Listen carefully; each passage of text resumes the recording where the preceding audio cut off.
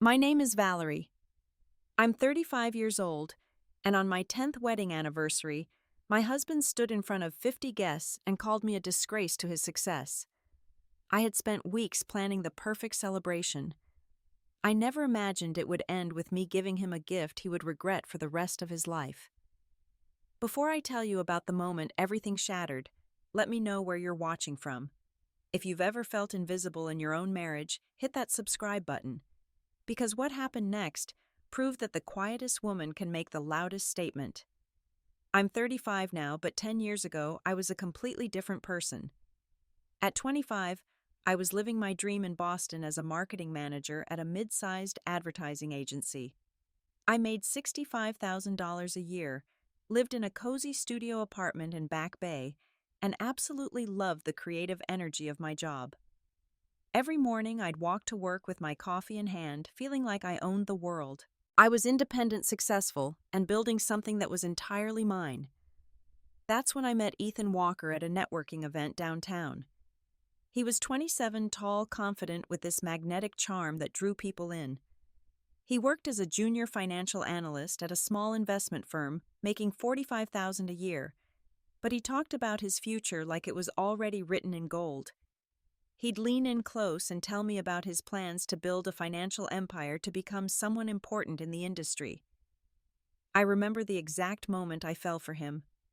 We were standing on the balcony of some corporate venue overlooking the Boston skyline, and he said he wanted to build something extraordinary, and he wanted me by his side through it all.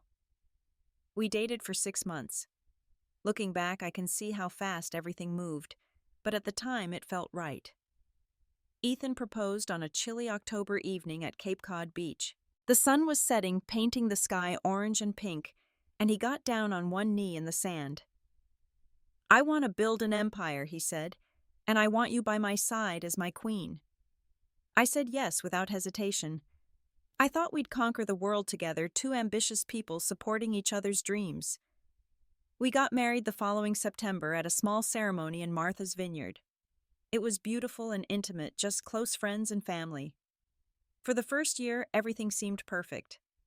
We both worked full-time, split the bills down the middle, and spent our evenings planning our future. Ethan got promoted to senior analyst that first year, and his salary jumped to $60,000.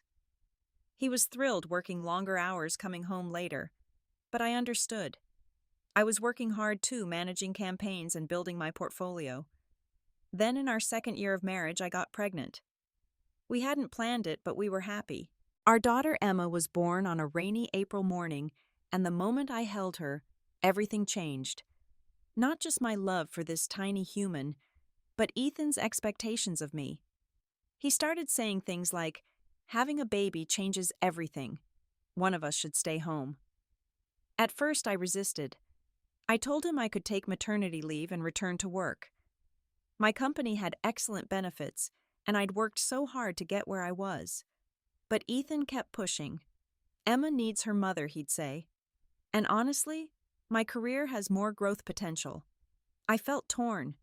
Part of me wanted to be there for every moment with Emma, but another part of me didn't want to lose myself in motherhood. Still, I agreed to take 1 year off. Just 1 year, I told myself. Then I'd go back. 1 year became 2, then 3. Ethan would say Emma is still so young. Maybe wait until she starts preschool. Then I got pregnant with our son Lucas. When he was born, any hope of returning to work completely dissolved. My position at the agency had been filled. The industry had moved on without me. I became a full-time mom, and Ethan became the sole breadwinner. By our 5th anniversary, Ethan had been promoted to manager, making $90,000 a year. He was proud of his success, and I was proud of him too. But I started noticing a shift. He'd talk about his achievements at work, the deals he closed, the respect he earned, but he never mentioned my contributions at home. It was like raising our children and managing our household didn't count as real work. As the years went on, I felt myself disappearing. My friends from the advertising world stopped calling. I had no income of my own, no professional identity. My life revolved entirely around Emma's soccer practice, Lucas's play dates, grocery shopping, and making sure dinner was ready when Ethan came home. which was getting later and later. Some nights he wouldn't walk through the door until 9 or 10 o'clock. By our 7th anniversary, Ethan had been promoted again, this time to director, pulling in $130,000 a year. We moved from our small apartment to a beautiful 4-bedroom house in Newton, a wealthy suburb with excellent schools. On paper, we had everything. The house had a big backyard, hardwood floors, and a kitchen I'd once dreamed of having. But I'd never felt more alone. Ethan traveled constantly for work. Sometimes he'd be gone for a week at a time, attending conferences or meeting clients. When he was home, he was glued to his laptop or phone, always too busy or too tired to have a real conversation with me. I tried everything to reconnect with him. I'd cook his favorite meals, dress up, suggest date nights. His answer was always the same. "I'm exhausted, Val. I have a huge deadline, maybe next week." During our 8th year together, I suggested going back to work, even just part-time. I thought maybe having my own income and purpose would help me feel like myself again. Ethan shut it down immediately.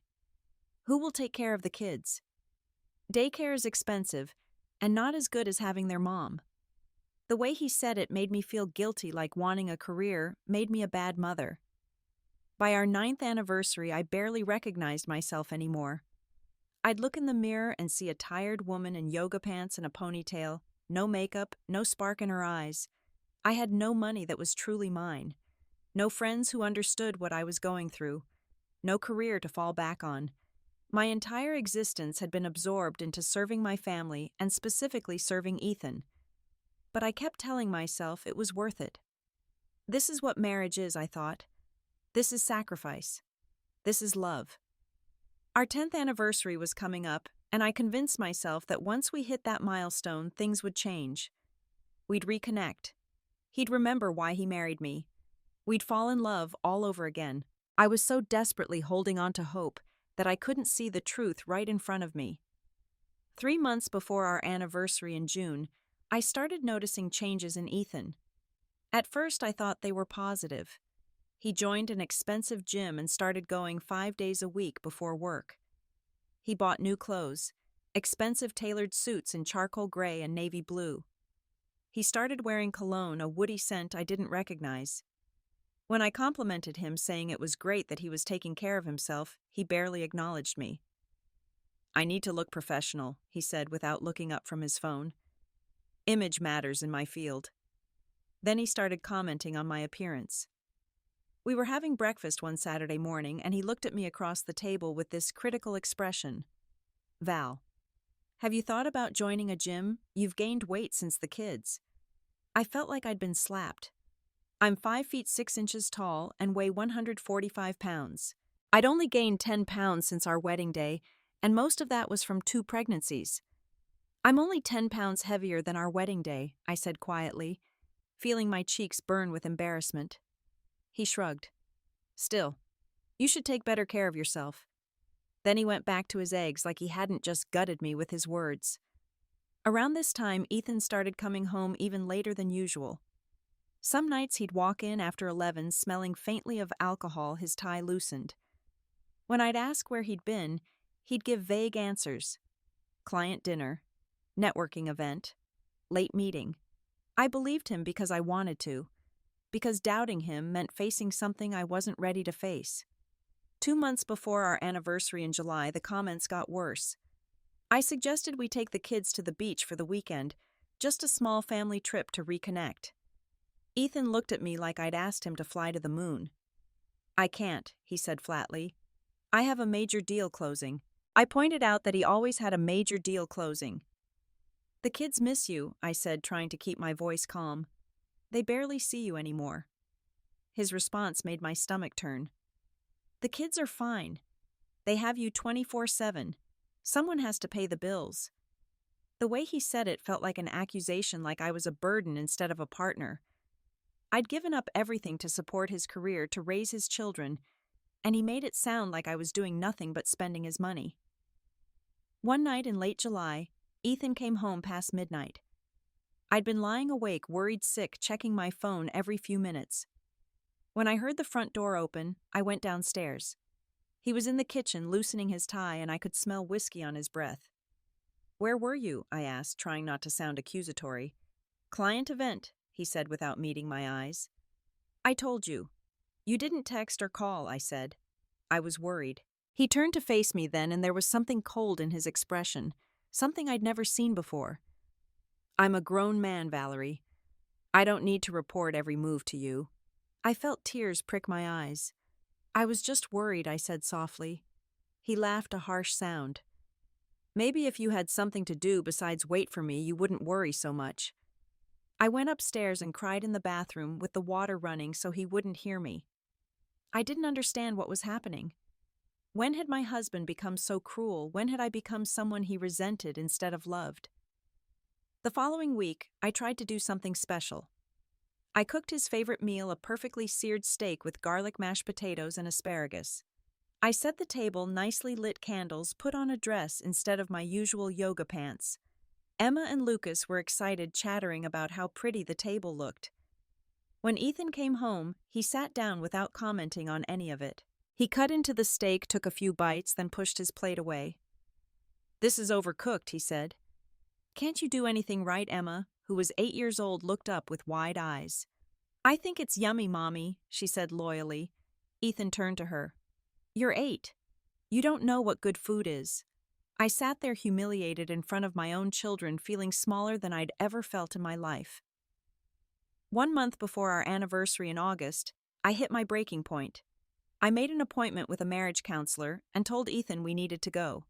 "I think we should see a marriage counselor," I said one evening after the kids were in bed. He looked up from his laptop and actually laughed. "A counselor? For what?" I took a deep breath. "We're drifting apart. I want to fix this before it's too late."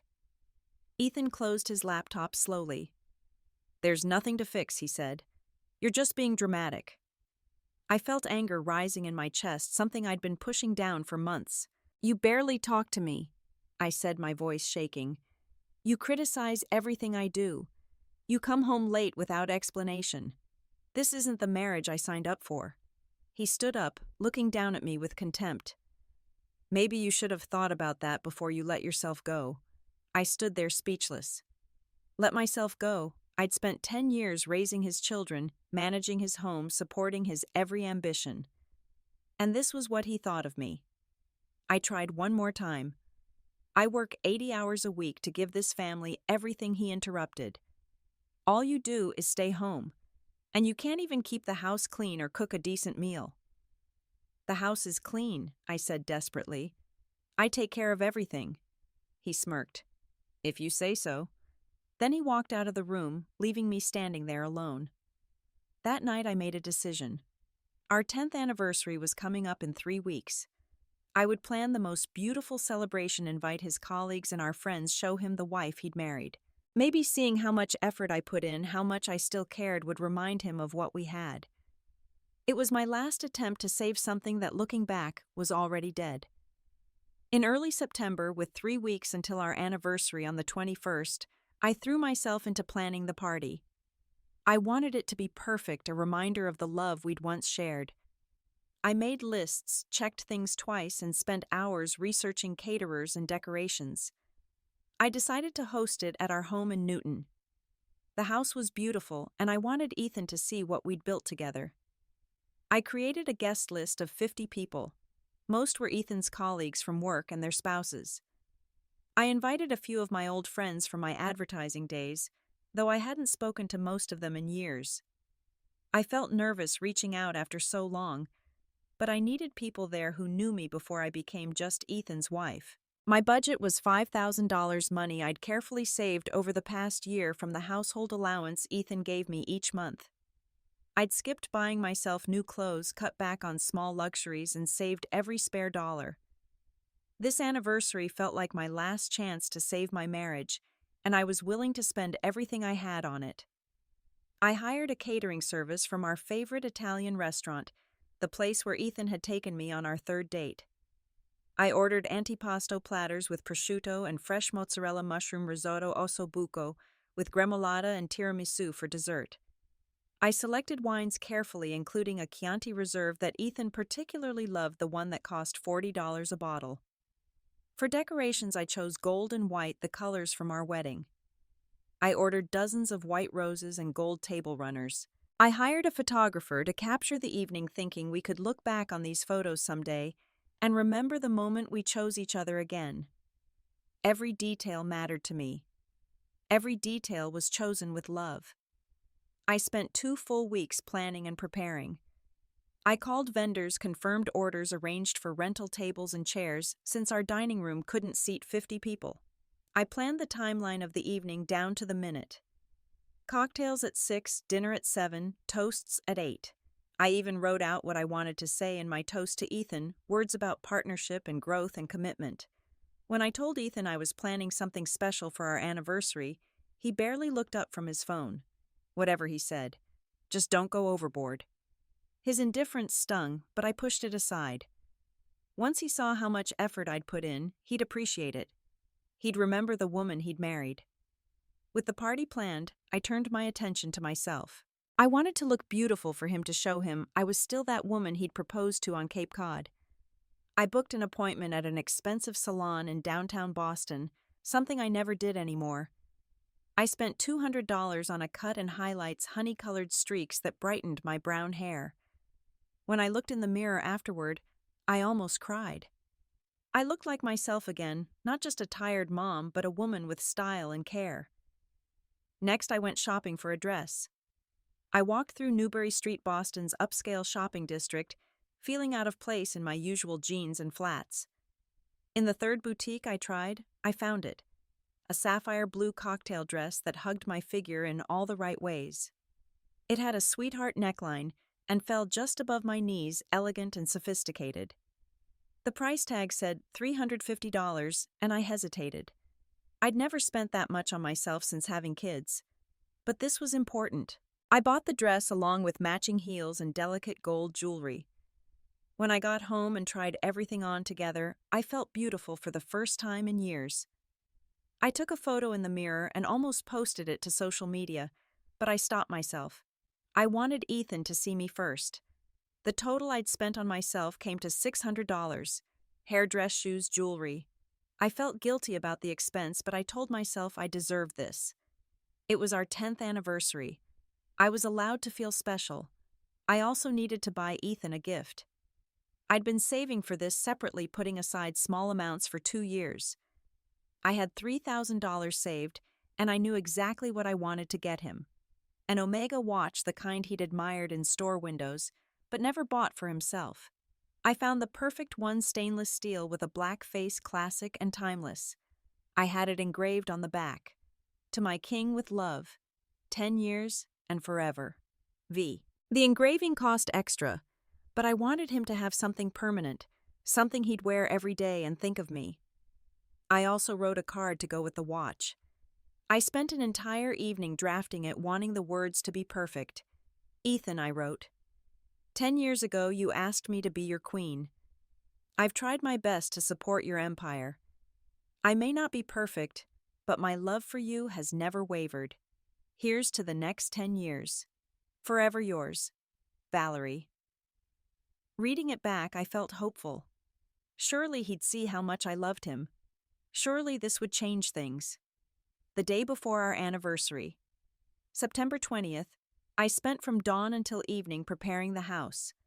Emma and Lucas helped me hang decorations, and they were so excited. "Mommy, you look so happy," Emma said, while we were taping up a gold and white banner that read, "Happy Anniversary." "I am sweetheart," I told her, hugging her close. "Tomorrow is a special day." Lucas, who was 6, looked up at me with his big brown eyes. "Is Daddy going to be happy too?" My heart squeezed. "I hope so, baby," I said, ruffling his hair. By late afternoon, the catering service arrived to set up. They brought round tables with white tablecloths, gold chargers, and crystal glasses. They arranged white roses in gold vases as centerpieces. They set up a bar in the corner of our living room and a long table for the buffet. Our home looked like a wedding venue, elegant and romantic. I walked through each room, checking every detail. The candles were the right height. The music playlist was queued up. The photographer knew when to arrive. Everything was perfect. That evening, Ethan came home around 9. He walked in, looked around at all the decorations, and frowned. "What's all this?" he asked. "Set up for tomorrow," I said, trying to gauge his reaction. "Do you like it?" He shrugged. "It's fine. Kind of over the top, don't you think?" My heart sank. "I wanted it to be special," I said quietly. He walked past me toward the stairs. "Whatever makes you happy," he said without looking back. I stood in the middle of our beautifully decorated living room, feeling a cold dread settle in my chest. Something was wrong. Something was very wrong. But I'd come too far to back out now. September 21st arrived, our 10th wedding anniversary. I woke up at 5:30 in the morning, too anxious to sleep. I lay in bed next to Ethan, who was snoring softly, and tried to calm my racing heart. Today would be good, I told myself. Today would remind us both why we'd chosen each other. I got up and showered, taking extra time with my hair and makeup. I put on the sapphire blue dress, the one that made me feel beautiful. I slipped on the heels and the delicate gold necklace. When I looked in the mirror, I barely recognized myself. I looked like the woman I used to be, confident and put together. Emma knocked on my bedroom door around noon. "Mommy, you look like a princess," she said, her eyes wide. I picked her up and spun her around. "Thank you, baby. Today's a special day, remember?" She nodded seriously. "Your anniversary with Daddy. 10 whole years." Guests started arriving at 6 o'clock. I stood by the front door with Emma and Lucas beside me, both dressed in their nicest clothes. I greeted each person with a smile, thanking them for coming. People commented on how beautiful the house looked, how elegant everything was, how stunning I looked. Their compliments felt good, like small affirmations that I'd done something right. Ethan came downstairs at 6:15, wearing a sharp charcoal gray suit. He looked handsome, I had to admit. He stood beside me, shaking hands with his colleagues, smiling and laughing. To anyone watching, we looked like the perfect couple. Successful husband, devoted wife, beautiful home, 2 lovely children. The American dream. Champagne was served and the atmosphere was warm and festive. People mingled in small groups, admiring our home, complimenting the decorations. I moved through the crowd, making sure everyone had drinks, that the appetizers were being passed around, that the music wasn't too loud. I was the perfect hostess. At 7 o'clock, we all moved to the dining area. The caterers had set up the tables beautifully, and everyone found their assigned seats. I'd spent hours on the seating chart, making sure compatible people were grouped together. Ethan sat at the head of the main table, and I sat beside him. The food was served course by course. The antipasto came first, and I watched nervously as people tasted it. But everyone seemed to love it. One of Ethan's colleagues, a man named Gregory with silver hair and a kind smile, turned to Ethan. "Ethan, you're a lucky man," he said. "Great food, beautiful home, lovely wife." Ethan smiled, but it didn't reach his eyes. "Yeah, lucky me," he said. There was something in his tone, a hint of sarcasm, that only I caught. My stomach tightened. Gregory's wife, Patricia, a warm woman in her 50s, turned to me. "Do you work, Valerie?" she asked pleasantly. I felt my cheeks warm. "No, I'm a stay-at-home mom," I said. "I take care of Emma and Lucas." "That's wonderful," Patricia said kindly. "So important to be there for the kids." I smiled gratefully at her, but then Ethan spoke up. "Val gave up her career to stay home," he said.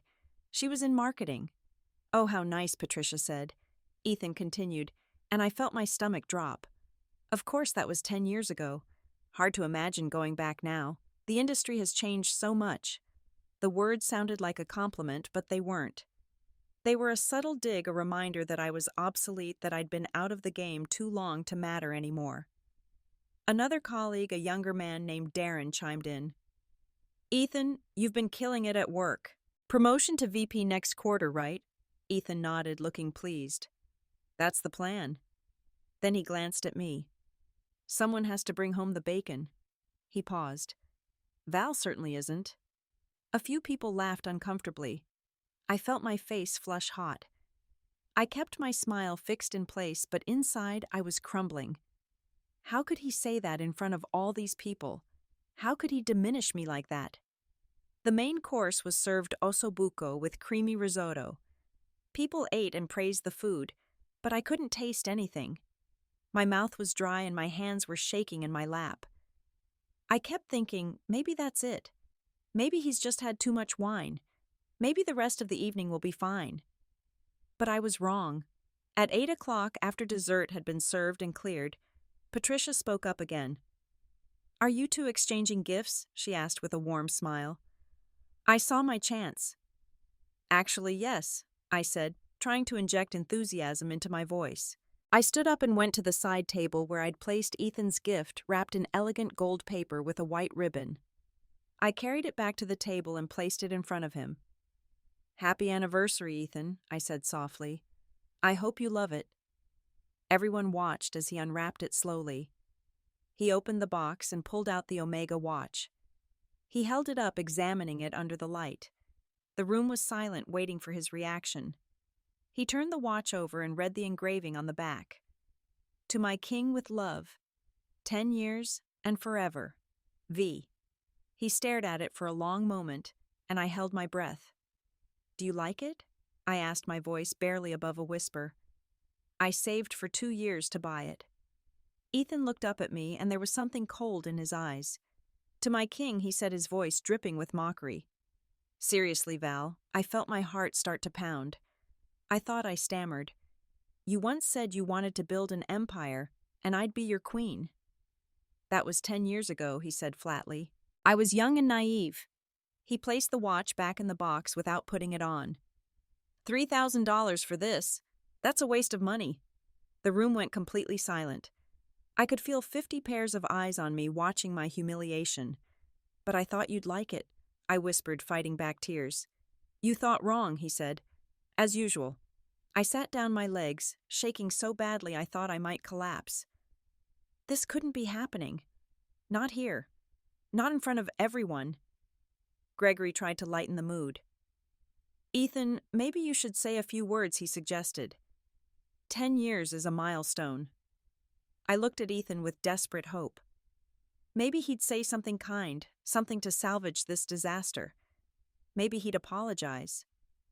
Ethan stood up, holding his champagne glass.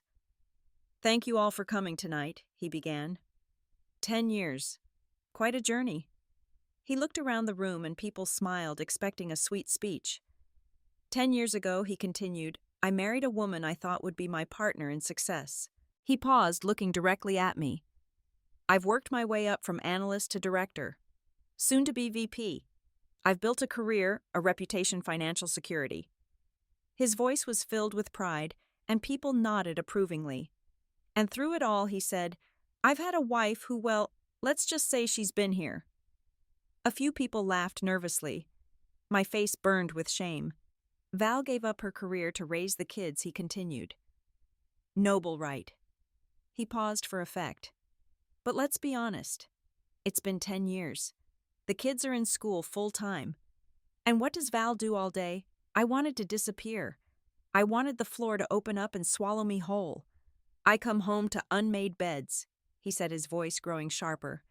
Dishes in the sink. Dinner that tastes like cardboard. I could see Emma and Lucas in the corner of the room, their faces confused and scared. They were hearing their father tear down their mother in front of a room full of strangers. I pay for this house, Ethan continued, gesturing around. The cars, the vacations, everything. And I can't even get a decent meal or a clean house. People started shifting uncomfortably. Patricia whispered something to Gregory, her face troubled. You know what the worst part is? Ethan said, his voice rising. I'm supposed to be grateful. Grateful that my wife stays home and does the bare minimum. He turned and looked straight at me, and what I saw in his eyes was pure contempt. Val, he said slowly, you're a disgrace to everything I've built. You've become lazy, complacent, and frankly an embarrassment. The room went dead silent. I sat, frozen, tears streaming down my face, unable to move or speak. This man, the man I'd loved for 10 years, had just destroyed me in front of 50 people. Ethan raised his glass. "So here's to 10 years," he said. "And here's hoping the next 10, well, we'll see." He drained his champagne and sat down. I couldn't breathe. I couldn't think. I stood up on shaking legs and ran out of the room, my heels clicking against the hardwood floor. I heard Emma start to cry, calling Mommy, but I couldn't stop. I ran up the stairs to our bedroom and locked the door behind me. I collapsed on the floor, sobbing so hard, I thought I might be sick. 10 years. 10 years of sacrifice, of putting him first, of giving up everything I was to support his dreams. And this was how he saw me. A disgrace. An embarrassment. Nothing. Downstairs I could hear people leaving, the sounds of uncomfortable goodbyes. Car doors closing. Within 30 minutes the house was silent. I lay on the floor of my bedroom, my beautiful sapphire dress crumpled beneath me, and felt like my entire world had shattered into pieces I'd never be able to put back together. I don't know how long I lay there on the bedroom floor. It could have been minutes or hours. Eventually I heard footsteps on the stairs, and I tensed, but they didn't come to our room. Emma and Lucas must have gone to bed. I couldn't face them, couldn't explain what they'd witnessed. Around 10 o'clock, I heard people leaving. Doors closing, cars starting, voices saying uncomfortable goodbyes. Within half an hour, the house was silent. Ethan hadn't come upstairs to check on me. He hadn't apologized or explained or tried to make things right. He was downstairs, probably cleaning up, or more likely on his phone. I pulled myself up from the floor and looked in the mirror. My makeup was smeared, my eyes were swollen and red, and my hair was a mess. I looked exactly how I felt. Destroyed. I took off the sapphire dress and hung it in the closet, knowing I'd never wear it again. It would always remind me of this night. I changed into sweatpants and a t-shirt, washed my face, and tried to pull myself together. But I felt hollow, like someone had scooped out everything inside me and left just a shell. I got into bed and lay there in the dark, staring at the ceiling. Around midnight, I heard Ethan's voice downstairs. He was on the phone talking quietly, but our house had thin walls. I got up and crept to the top of the stairs, listening. "I know, babe," I heard him say. The party was torture, but I had to do it for appearances. I froze. Babe. Who was he calling babe at midnight on our anniversary? My heart started pounding as I listened harder.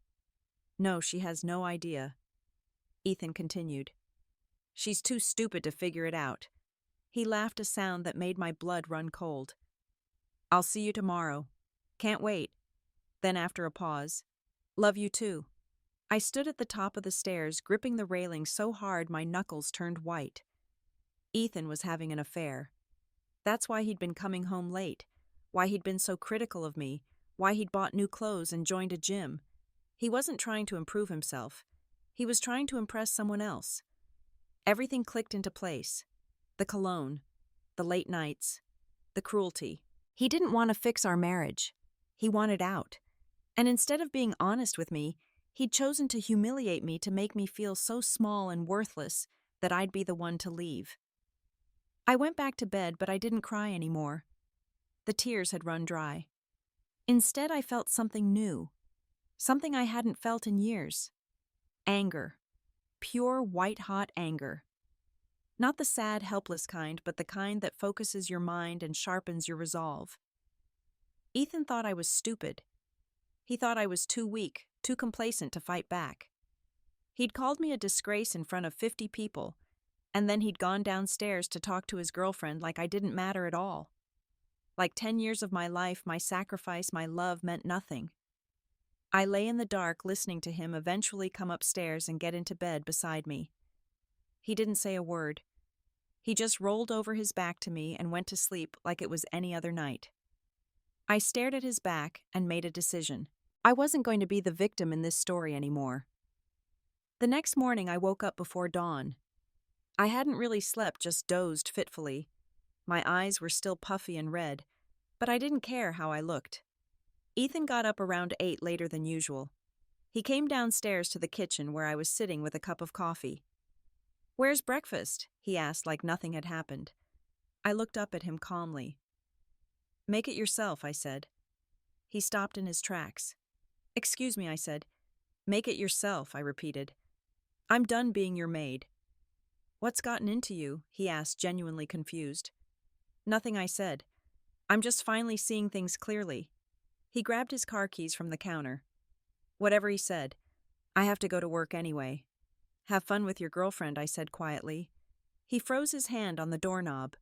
What he said, turning slowly. "I heard you last night," I said, my voice steady. "On the phone. Love you too, babe." Remember, Ethan's face went pale, then red. He was silent for a long moment, and I watched the calculations happening behind his eyes. Should he deny it? I apologize. In the end, he chose cruelty. "So what if I have someone else?" He said, his voice cold. "Can you blame me?" "Look at yourself, Val. You're pathetic."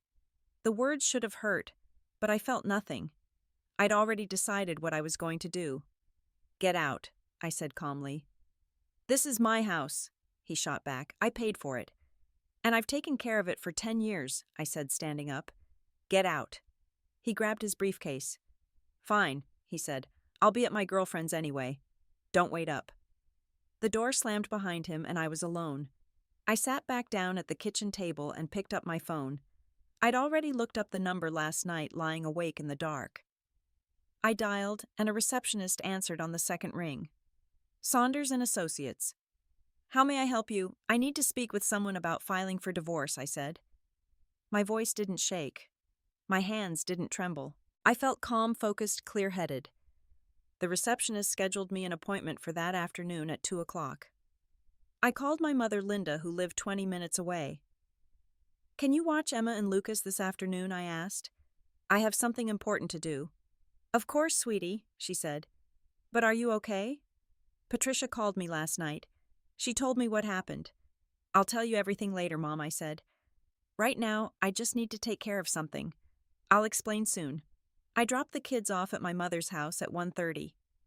Linda hugged me tight. "Whatever you need, I'm here," she said. "I know, Mom," I replied. "Thank you." I drove to downtown Boston to a sleek office building near the waterfront. Saunders and Associates was on the 12th floor. I took the elevator up, walked into the reception area, and gave my name. A few minutes later, a woman in her mid-40s came out to greet me. "I'm Jennifer Hale," she said, extending her hand. "I'm Valerie Walker," I said, shaking it. "Thank you for seeing me on such short notice." She led me to a conference room with floor-to-ceiling windows overlooking Boston Harbor. "Tell me what's going on," she said gently. I told her everything. The 10 years of marriage, giving up my career, raising Emma and Lucas, Ethan's growing cruelty, the anniversary party where he called me a disgrace in front of 50 people, the phone call I'd overheard afterward confirming his affair. Jennifer listened without interrupting, taking notes occasionally. When I finished, she looked at me with sympathy and something else. Determination. "Do you want a divorce?" she asked directly. "Yes," I said without hesitation. "And I want everything I deserve." "Massachusetts is an equitable distribution state," she explained. "You're entitled to a portion of all marital assets. That includes the house savings accounts, retirement funds, investments. Everything acquired during the marriage is considered marital property." She leaned forward. "You've also sacrificed your career to support his and raise your children. You're entitled to alimony and child support." She explained that we'd need documentation: bank statements, tax returns, proof of income, credit card statements, anything showing the full picture of our finances. "I need to gather evidence," she said. "Can you access these documents?" I thought about Ethan's home office. He'd never thought to hide anything from me because he'd never thought I'd look. He thought I was too stupid, too complacent. "Yes," I said. "I have access to everything." I went home that evening after picking up Emma and Lucas from my mother's house. Ethan wasn't there. He texted around 6, saying he was working late. I knew exactly where he was. With her. Good. It gave me time. I went into his home office and started searching. I found file cabinets with labeled folders, tax returns for the past 10 years, bank statements, investment portfolios. I opened his computer, tried his usual password, and got in on the first try. He hadn't even bothered to protect it. What I found made my jaw drop. A savings account with $500,000 that I'd never known about. Stock options from his company worth $300,000. A 401k with $700,000. Our joint checking account had another $50,000. Total assets around $1,500,000. I'd been living like we were comfortable but not wealthy. I'd scrimped and saved for 2 years to buy him a $3,000 watch. Meanwhile, he'd been hiding over $1 million from me. I also found credit card statements that made me sick. Hotel rooms in Boston. Expensive dinners at restaurants we'd never been to together. Charges at jewelry stores. In February, he'd bought someone a diamond bracelet for $3,000. On Valentine's Day, he'd taken someone to a 5-star hotel. None of that had been for me. I took pictures of everything with my phone. Every document, every statement, every receipt. I uploaded them all to a cloud storage account and emailed the links to Jennifer Hale. Within an hour, she responded. "This is excellent evidence," she wrote. "We can file for divorce immediately. With fault grounds based on adultery and the financial evidence, you'll get a very favorable settlement." "How long will this take?" I asked over the phone. "I can have the divorce papers ready in 3 days," she said. "Then we just need to serve him."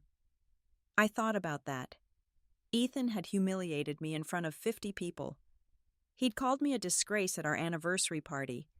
He deserved the same. "I know exactly when and where I want him served," I said.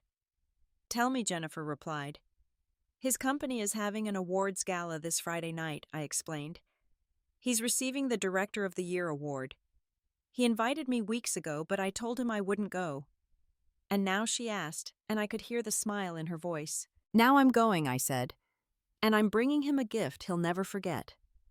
Jennifer worked fast. By Thursday afternoon, the divorce papers were ready. I drove to her office to review them before signing. She'd done exactly what I'd asked for. The petition requested full physical custody of Emma and Lucas, with Ethan having supervised visitation until we could establish a more formal arrangement. It requested $3,000 per month in alimony, based on his salary and my 10 years out of the workforce. It requested a 50-50 split of all marital assets, including the house savings investments and his 401k. It also requested that I keep the house as the primary residence for the children. "This is fair," Jennifer assured me. "Given his income of $130,000 a year, his hidden assets, and your complete sacrifice of your career, a judge will likely grant most, if not all, of this." I signed the papers.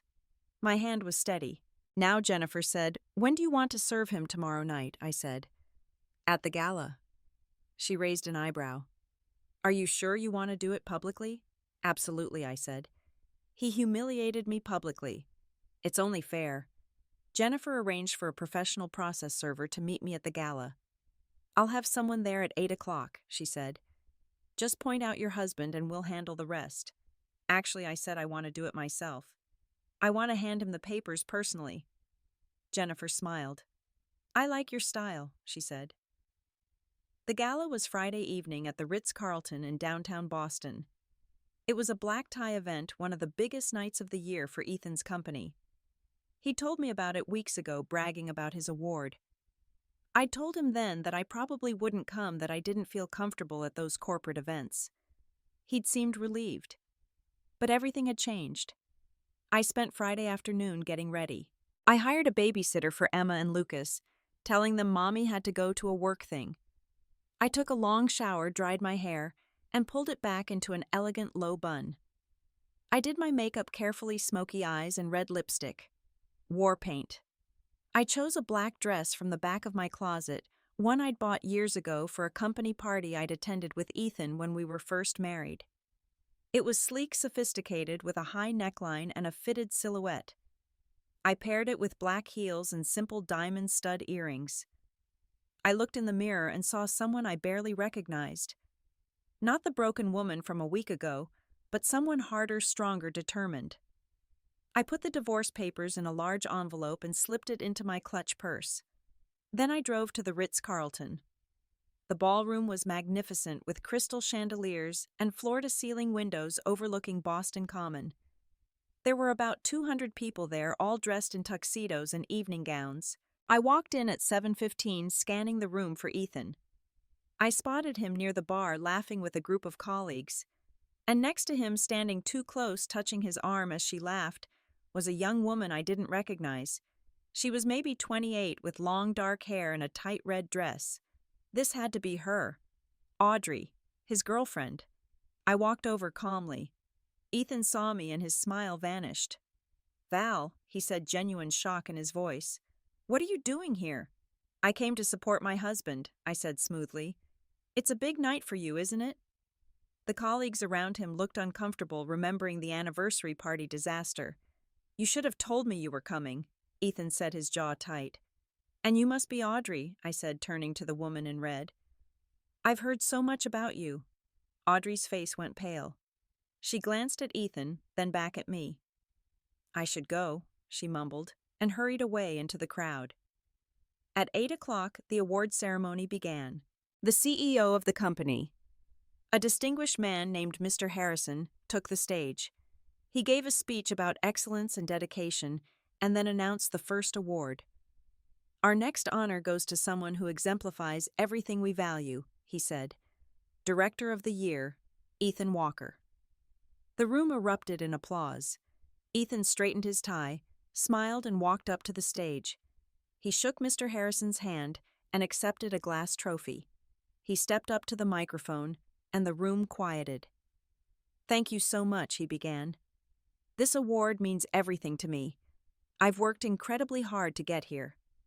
He launched into a speech about his career, his achievements, the deals he'd closed. I stood at my table near the back, waiting. He talked about dedication and sacrifice, about the long hours and the commitment it took to succeed. "I couldn't have done it without the support of my amazing team," he said. "My colleagues, my mentors, everyone who believed in me." He didn't mention me. Not once. Not his wife of 10 years. Not the woman who'd given up everything so he could have this moment. That's when I stood up. The movement caught people's attention and heads turned. I walked toward the stage, my heels clicking against the marble floor. Ethan saw me coming and his face went white. "Val, what are you doing?" he hissed into the microphone. I climbed the stairs to the stage. The room was completely silent, 200 people watching. I reached into my clutch and pulled out the envelope. "Sorry to interrupt," I said, taking the microphone from Ethan's hand. "But I have a gift for my husband." I handed him the envelope. "Happy belated anniversary, Ethan," I said loud enough for everyone to hear. He took it automatically, confusion and fear crossing his face. He opened it, pulled out the papers, and started reading. I watched the color drain from his face completely. Petition for divorce. The header read in bold letters. I turned back to the microphone and the stunned audience. 10 years ago, I said, my voice strong and clear, Ethan asked me to be his queen while he built his empire. I gave up my career, my dreams, my identity to support him. I raised his children. I managed his home. I sacrificed everything. The room was so quiet, you could hear a pin drop. 3 days ago, on our 10th anniversary, I continued, he stood in front of 50 guests and called me a disgrace. He humiliated me, belittled everything I'd done, and destroyed what little was left of our marriage. I looked at Ethan, who was standing frozen, still holding the divorce papers. What he didn't mention in his lovely acceptance speech just now, I said, is that his success came at my expense. While he was climbing the corporate ladder and accepting awards, I was raising his children alone. While he was working late, he was actually with his mistress. Gasps rippled through the crowd. I turned and looked directly at where Audrey was sitting, her face bright red. The next morning, I woke up in my mother's guest room. I'd gone there straight from the gala, not wanting to be home when Ethan returned. Emma and Lucas were still asleep down the hall. My mother had coffee ready and hugged me without saying a word. My phone had been blowing up since last night. Texts from people I barely knew, messages from old friends I hadn't spoken to in years. Apparently someone at the gala had recorded my speech and posted it online. The video had gone viral overnight.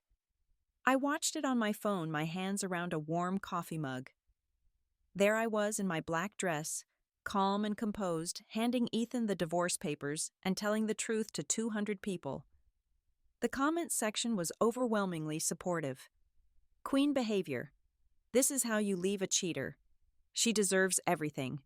I hope she takes him for all he's worth. By Saturday afternoon, the video had 3 million views. By Sunday, it was at 8 million. News outlets were picking it up. Think pieces were being written about women reclaiming their power, about the invisible labor of stay-at-home mothers, about public humiliation as justice. My phone rang Sunday morning. It was Jennifer. "Have you seen the news?" she asked. "I have," I said. "Is this going to hurt our case?" "Are you kidding?" she said. "This is the best thing that could have happened. Ethan's company is in full damage control mode. The optics of this are terrible for them." She was right.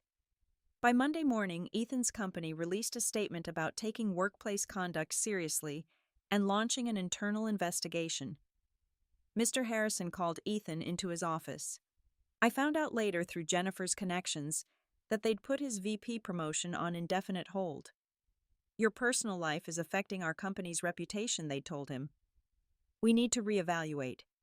Audrey, the woman he'd been having the affair with, was quietly transferred to a different branch in another state. The relationship between her and Ethan ended within 2 weeks. Turns out, she wasn't interested in being with him when it came with public scandal and financial uncertainty. Ethan tried calling me dozens of times. I blocked his number. He tried showing up at my mother's house. She called the police and had him removed for trespassing. He sent emails begging me to reconsider, saying we could work it out, that he'd made mistakes but still loved me. I deleted them all without reading past the first line. Jennifer filed the divorce petition officially, and Ethan was served again, this time at his office. He tried to fight it at first, hiring an expensive lawyer and threatening to drag things out. But Jennifer was better. She had all the evidence: the hidden bank accounts, the credit card statements showing his affair, the documentation of his income versus what he'd told me we could afford. More importantly, she had public opinion. After that video went viral, Ethan couldn't show his face anywhere without people recognizing him as the guy who called his wife a disgrace and got divorce papers on stage. His reputation was ruined. 3 months into the divorce proceedings, his lawyer advised him to settle. "Fighting this publicly will only make things worse," they told him. "The judge is not going to look kindly on a man who hid assets from his wife and had an affair." Ethan finally agreed to mediation. We met in Jennifer's conference room in early December. It was the first time I'd seen Ethan since the gala. He looked terrible. He'd lost weight, had dark circles under his eyes, and his expensive suit hung loose on his frame. He couldn't meet my eyes. The settlement was everything Jennifer had asked for. I got the house in Newton free and clear. I got $750,000, half of our combined assets. I got full physical custody of Emma and Lucas, with Ethan getting supervised visitation every other weekend until he completed a parenting course. I got $3,500 a month in alimony for the next 10 years. I got $2,000 a month in child support until both kids turned 18. Ethan had to sign over half his 401k. He had to move out immediately. He had to pay my legal fees. By the time everything was divided, he was left with far less than he'd started with, and he'd be paying me for years to come. The divorce was finalized in March, 6 months after that anniversary party. I stood in court and listened to the judge grant the dissolution of marriage. When it was over, I walked out of the courthouse and took the deepest breath I'd taken in 10 years. 6 months after that, I was sitting in my new office. I'd used part of my settlement money to start my own business, a marketing consulting firm I called Phoenix Marketing Solutions. The name felt perfect, rising from the ashes of my old life into something new. I'd leased a small office space in Back Bay, my old neighborhood. It had exposed brick walls, big windows with natural light, and room for a small team eventually. For now, it was just me, but I had 3 clients already and more inquiries coming in.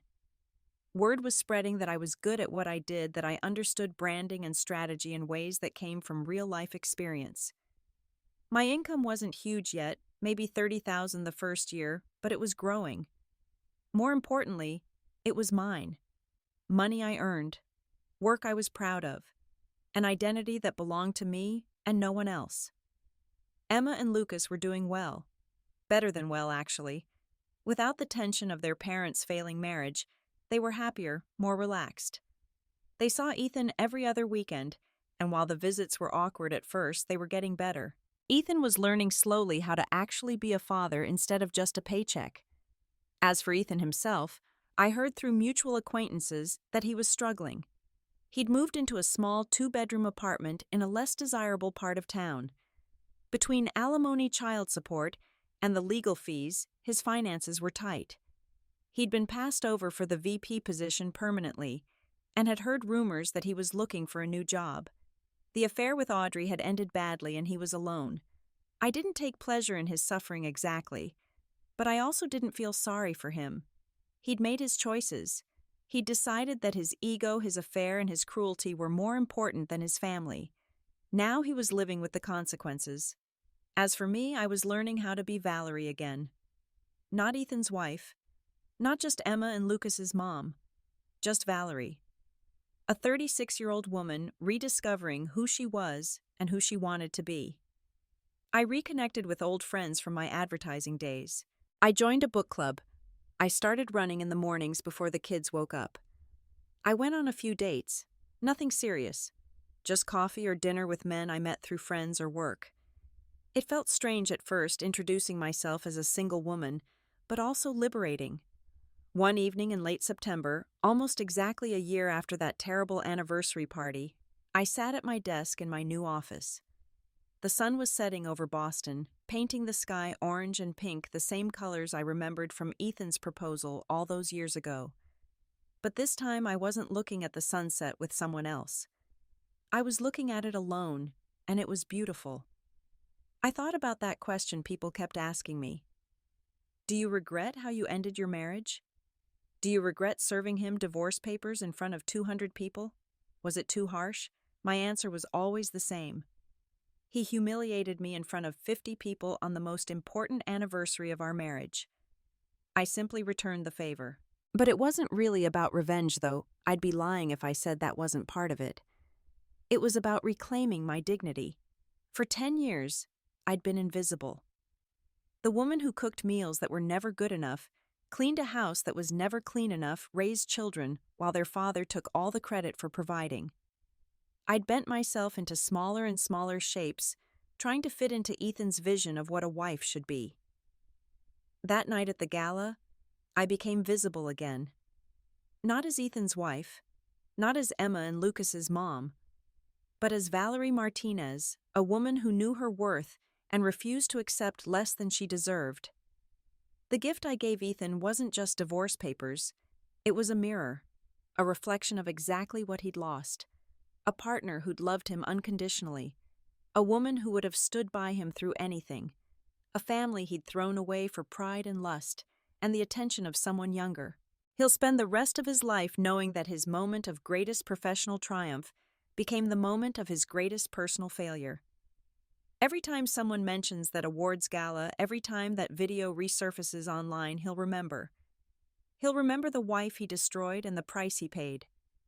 As for me, I'm rebuilding. My business is growing steadily. I hired my first employee last month, a young woman fresh out of college who reminds me of myself at that age, full of ideas and ambition. Emma made the honor roll last semester. Lucas scored his first goal in soccer and ran to me in the stands, beaming with pride. I'm learning to love myself again. Not the version of me that twisted herself into knots, trying to please a man who would never be satisfied. But the real me. The woman who stands tall, speaks her truth, and refuses to settle for scraps of affection and respect. I've learned that love shouldn't cost you your peace. That partnership means lifting each other up, not one person climbing while the other holds the ladder. That family isn't about obligation or sacrifice without reciprocation.